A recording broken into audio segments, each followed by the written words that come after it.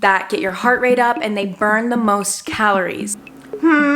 Which one? I personally do not run.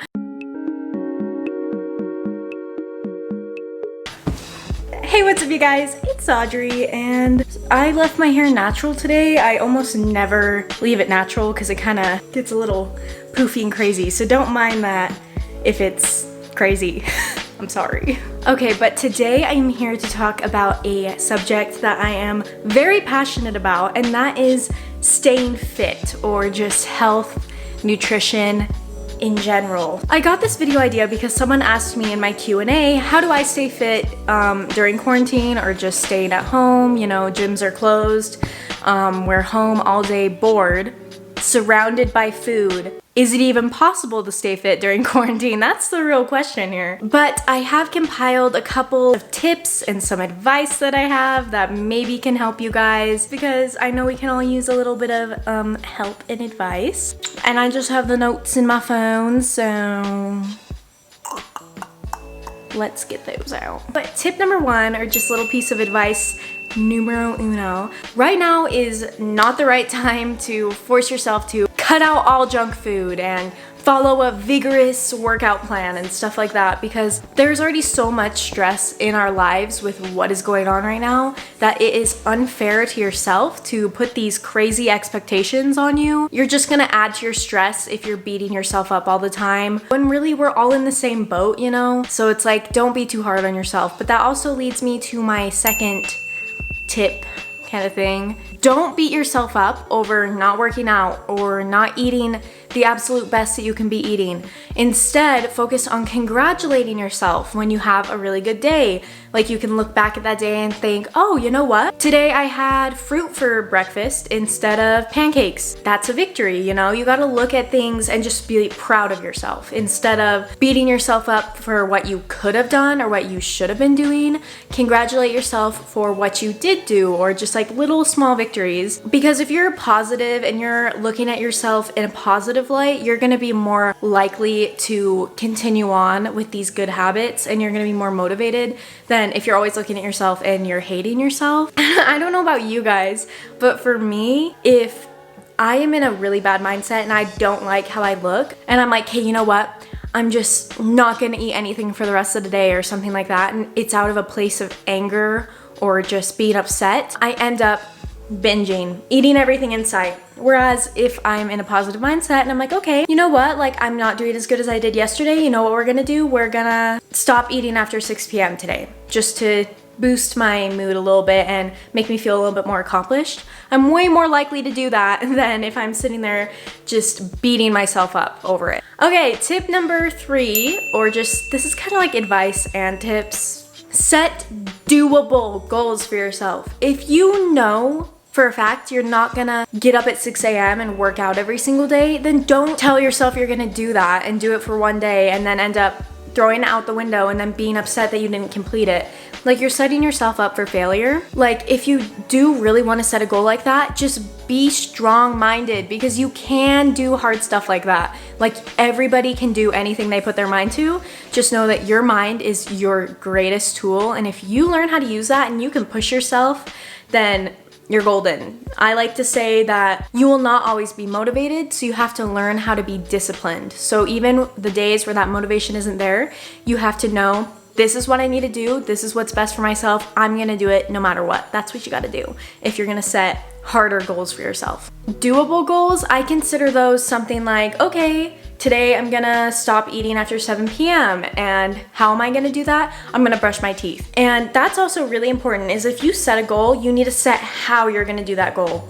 You're not just gonna say, okay, I'm gonna stop eating at 7, because 7's gonna roll around and you're not gonna stop eating. And another doable goal could be, okay, every morning when I wake up, I'm gonna drink a full bottle of water before I eat anything, because a lot of the times your body is actually just thirsty, it's not hungry. So you always have to make sure that you're feeding your thirst as well as your hunger, because I know, me included, I will eat when I'm actually thirsty, and then I'll be like, okay, why am I still hungry? And I'll keep eating, but really the whole time I was just thirsty. So that's a doable goal, is just saying, you know what, I'm gonna drink a whole glass of water before I eat anything. And that can kind of jumpstart your day in a positive way and kind of remind you where your head should be and what goals you have. Okay, tip number four is download a food tracking app of some sort. I personally use MyFitnessPal. No, this is not sponsored. Because once you start tracking your food and you see exactly what's in it and stuff like that,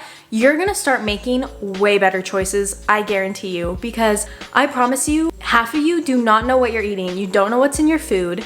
You don't know what you should be eating, and getting an app like this can really help you. Because if you're truthfully logging everything you eat in the right portions, you will be mind blown. You will be like, okay, I need to make some changes. And that can be very motivating to kind of push you in the right direction and get you a little bit more educated on what's actually in the things you're eating instead of just eating just to eat. You want to eat to fuel your body because you only get one of these. You want to take good care of it. Tip number 5. So this has to do with workouts or at-home workouts because I know all the gyms are closed. I know a lot of us don't have any weights at home. We don't have home gyms. We don't have any of that. So my biggest tip is on days where you're not really moving around a lot, you've been in bed all day, you've eaten a little bit more than usual, those are the days that you should focus on cardio-based workouts like HIIT workouts, running. I personally do not run. Focus on cardio workouts because those workouts are going to be the ones that get your heart rate up and they burn the most calories. So if you are trying to maintain your weight or even lose some weight while you're staying at home, that's going to be really important. I know a lot of us hate cardio.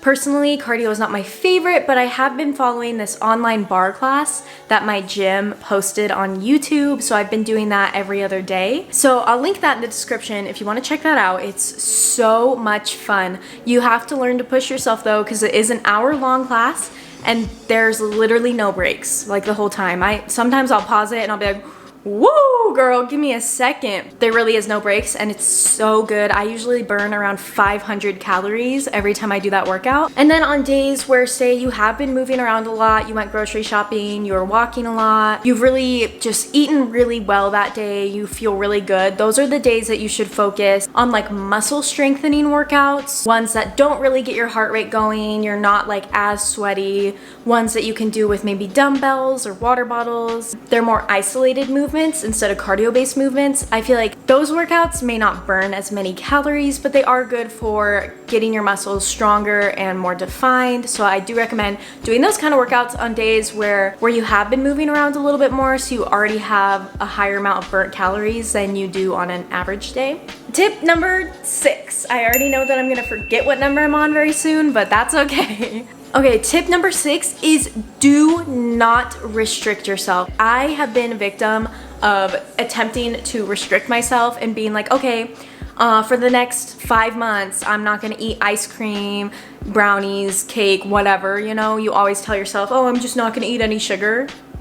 I always did that, and it took me so long to realize every single time you tell yourself that you can't eat one of those cookies that's in the pantry, you are setting yourself up in that moment to literally eat the whole container at some point in the future. Because that is how the human mind works. When it can't have something, eventually if it gets the smallest opportunity to actually get that unattainable thing, it will take advantage of that and it will just, you'll eat the whole container of cookies. What's better, eating one cookie every day or eating an entire 24 pack of cookies all in one day? Because if you are planning on downloading a food tracking app, if you are tracking your food and you have a calorie goal for the day, you can make that cookie fit into your calorie goal. There are no such things as bad foods. I hate it when people say, oh, well, that's a bad food. That's an unhealthy food. There are more nutrient dense options, and then there are options that are just maybe less nutrient dense, like cookies or junk food. It doesn't mean that you shouldn't ever eat them. It just means you need a balance of both of them, preferably 80% nutrient dense food, 20% not nutrient dense food. So just don't restrict yourself. If you know that you love cookies, maybe find a low calorie version of a cookie or look up healthy recipes on how to bake your own cookies so they have less preservatives and stuff. It's those simple changes that will really help you without completely cutting out all the things you love, because how are you gonna maintain doing something for a long period of time if you cut out every single thing that you love? That makes no sense. Oh my god, my foot's falling asleep. Ow, my toe popped. Good thing we are on our last tip. Tip number 7. Sorry, we're switching sides because do I look crazy or what? I look crazy. Don't fucking lie to me right now. Take it one day at a time. This is a very valuable lesson that I learned because as soon as you start thinking, oh my gosh, I'm gonna have to do this for 3 months or I'm gonna have to do this for 6 months, you're gonna get so discouraged because it's gonna seem so far away. But guess what? That time is gonna pass anyways. You will get 6 months in the future, whether you're sticking to your goals or not. So you might as well just stick to your goals. Another quote that I find really inspiring is getting fit is hard. Being unfit is hard. Choose your hard, you know? Because you're gonna be out of your comfort zone either way because you're gonna be unhappy with yourself if you're not working out and you're not eating well. And that's gonna be hard on you, but if you're working out every day and you're eating really well, that's also gonna be hard, but which has the better benefits? Which one? I like to just think of every day as its own day. I like to do the best I can every single day, and then the next day I try to do even better. And it's really just focus on today. Once it's tomorrow, yesterday's gone, you don't have to worry about it anymore. Then you focus on the next day. And it just makes it seem a lot less overwhelming. If you're thinking of it in a time period setting, it's gonna feel so out of reach and all of that. But if you just think of it as one day at a time, right when I'm going to bed, if I can lay down and think, okay, you know what? I did good today. I'm happy with how today went. Then that's all I need. And I can sleep, wake up, move on to the next day, try to do the same thing. And you know what? If it wasn't the best day, there's always tomorrow. But you want to be giving it your best shot every single day, and you really got to be strong. The longer you go on, more mentally strong you'll become, which is another untalked about side effect of losing weight, is how mentally strong and disciplined you will become, and it's such a good thing to have. So just remember, progress may take a really long time, and it may take you a very long time to get where you want to be, but just remember, so if your goal's over here, okay, your goal's all the way over here and you're right here right now, even this far ahead, you're still gonna be different. You're gonna be changing. You will not be the same person that you were right here. So it's really easy to feel like you're gonna be at this point all the way to the end, and then finally you're gonna have all of this magical change happen overnight. No, that's not true. You will be changing the whole time. So don't feel discouraged. Don't feel like, oh my gosh, this is gonna take way too long, I'm gonna give up. No, because every single day, every single step closer to that end goal, you will be changing, and you will see it, you will feel it, and you'll feel so great. It's all those little changes that just add up to the final result that we all want so bad. That losing weight or trying to stay fit, it is not just a physical appearance type of deal. You need to remember that you're doing it not only to look good, but to feel good and to treat your body how it deserves to be treated. And just helping yourself feel good inside and look good outside, because when you feel good inside, you will literally start to glow, let me tell you. So keep that in mind.